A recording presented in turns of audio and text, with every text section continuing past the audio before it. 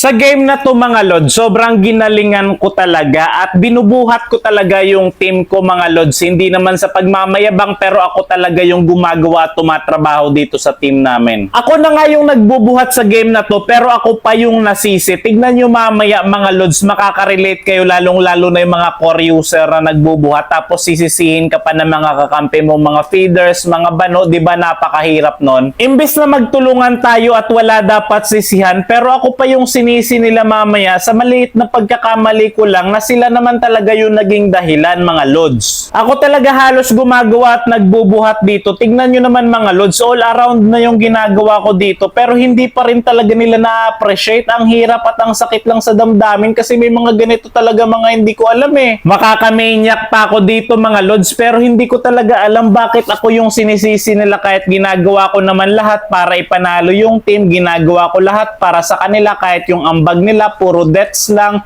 Ang sakit-sakit mga Lods. At hindi makakatakas yung parsa, makakamaniac tayo dito. Tignan nyo naman. Ginagalingan ko talaga mga Lods. Binibigay ko ang buong puso ko sa laban. Pipitasin ko sana yung farsa dito kaso napakabilis ng respo ng kalaban. Nagkamali ako dun at ako yung sinisi ng Jawhead. Awit sa core daw. Pero tignan natin yung score niya mga Lods. 2-10 siya tapos ako 14-6. Ako yung nagbubuhat sa kanya. Di daw ako marunong makinig sa kanya, puro deaths na nga lang yung ambag niya. Wala nga siyang ambag, 2-10 siya tapos 14 kills ko pambira. Wala na talaga ako sa laro mga Lods. Hindi na ako makapag-isip na maayos pero napakaganda ng ginawa ko dito. Kaso nga lang nasa pool tayo ng flame shot dito. Ang ganda na nga ng ginawa ko doon kaso wala minalas talaga.